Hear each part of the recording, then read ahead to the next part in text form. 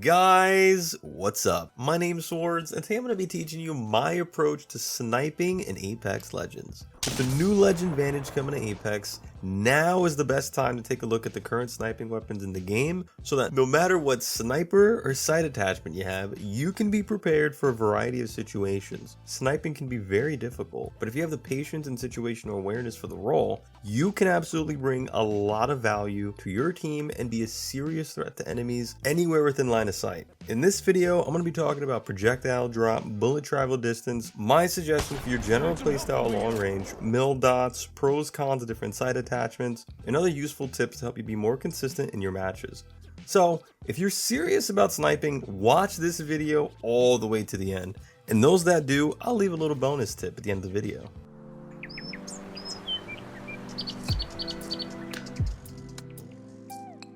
The first thing to know is that anyone with patience can learn to snipe. You're not rushing enemies down, you're not in any immediate danger unless they have a sniper.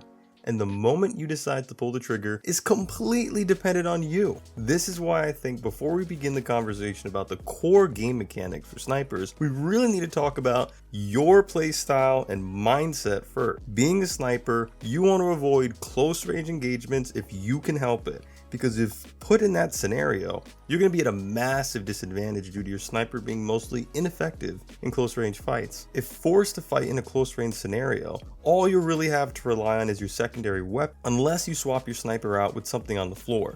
So try to avoid those close-up fights as much as you can. Your focus should be to find a good angle that gives you clean shots at your opponents with your sniper rifle and to get as much damage in to either break a shield, down an opponent, or let your team know whenever there's an opening to move in.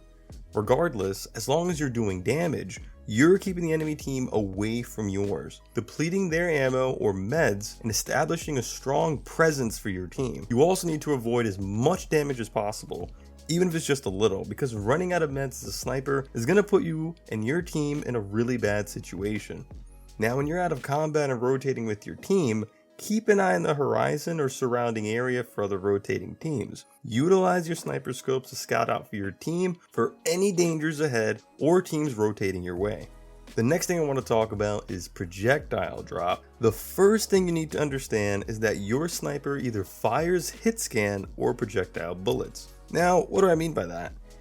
Well, hit scan is instantaneous and direct. It does not take time to travel, and the quote-unquote bullet of a hit scan weapon hits its target instantly. As of this video, the only hit scan weapon in Apex currently is the charge rifle. But in the past, with the select fire hop up on the Havoc, it also had a similar firing type, so we may see these kind of weapons again. With a hit scan weapon, it does not matter how far away your target is. If they are in your sight when you pull the trigger, they will be taking damage. The majority of weapons in Apex, on the other hand, shoot projectiles which travel over time before they reach your target, and these bullets have bullet drop. Basically, the farther away your target is, the lower your bullet will land after you pull the trigger. Understanding bullet drop is extremely important as a sniper, and the more you understand it, the easier it is for it to become second nature. Fortunately, Apex has a very easy way for you to know where your bullet will land before even pulling the trigger. So, pay attention or you'll miss it. You'll notice on 6x or higher sniper scope attachments that they all have a familiar layout. These little dots below and to the sides of your center reticle are called mil dots, and they're used to estimate the distance between yourself and your target to determine where your bullet will land after you pull the trigger.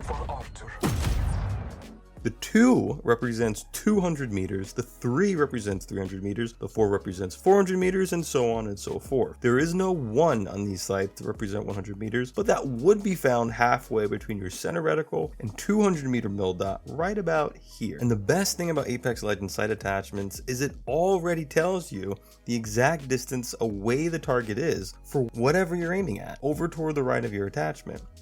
Simply look at this number once you've determined the distance away your target is. Put your target under the correct mil dot or estimate where the bullet land and pull the trigger.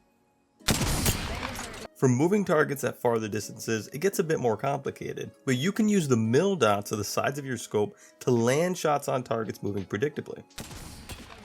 Oh, And before I forget, do me a solid and like the video, hit the subscribe button so I can upload more helpful Apex content, and don't forget to hit that little bell icon so you can know whenever I post a new video. I know you probably hear this a lot, but only 5% of the people that watch my videos regularly are subscribed. I appreciate every one of my subscribers. Y'all the ones that are gonna help me push this channel to new heights. Those of you that like live entertainment, follow me on Twitch because I talk to everyone in chat while I play games. So follow me. The next thing I want to talk about is patience. Patience is key to long-range gunfights. 9 shots in 60 seconds without any damage will always be less impactful than 4 shots that land in the same amount of time. It's okay if you miss. It happens even to the best of us. Your focus should be on making each shot count and getting as much value as you can for each bullet. If your opponent recognizes you as a sniper that misses a lot of your shots, they're not going to respect you and might even push up on you because they're confident you'll miss. Prove them wrong by taking as long as it takes to make your shots land so that they'll think twice about putting themselves out in the open and challenging you. Taking shots rapidly is only going to add more recoil, and recoil is a pain. Which leads me to the next thing. I want you to understand sniper attachments, primarily the barrel stabilizer and sniper stock. I want you to know the difference if you didn't know it already. You see, a barrel stabilizer directly reduces the recoil of your weapon, allowing you to take more time to line up your next shot without your scope being off center. It's most noticeable when shooting rapidly with the longbow side by side, whereas the sniper stock simply reduces weapon sway as shown here. Whatever sniper scope you want to use is completely dependent on your preference, but I encourage you to carry at least 2 sight attachments for your sniper to swap between if you must. Carry at least 1 sniper scope and at least 1 other 3x or 2x sight attachment. You can swap between these sights in your backpack easily, even while healing, so it's very convenient. The reason it's good to carry 2 sights is because situations change very quickly in Apex, and while you don't want to take close-up fights, that doesn't mean your opponents won't try to. So in the case for those situations, having a backup sight attachment to swap to might be better depending on the scenario. You don't want to be aiming through a doorway right in front of you with a 4x8 scope when you can easily just be using a 2x sight that is more beneficial to that fight. Now let's talk about the different snipers and help you better understand the benefits behind each of them. To start off, the charge rifle is the easiest sniper to use, very beginner friendly, but it can also be very rewarding. Being a hit scan weapon, you are a threat to anyone at every distance with the charge rifle, so as long as you're good at tracking targets with your aim. It does really good damage and it can be viable throughout the majority of a match.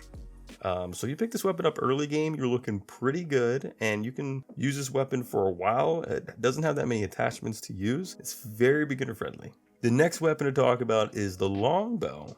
And what I like most about this weapon is the rate of fire, because even if you miss, you still likely have an opportunity to follow up on your missed shots to have a chance of doing some damage. It's my personal favorite sniper to use, and I find that I'm very consistent with it most of the time. I feel like there is a lot less risk to the game when I'm using it, because even if I do miss, I can still land my next shot and follow up on some damage and maybe crack a shield or get it down. Then there's the Sentinel, which is a bolt action sniper, meaning that each time you take a shot, there's a brief pause while the next bullet is chambered.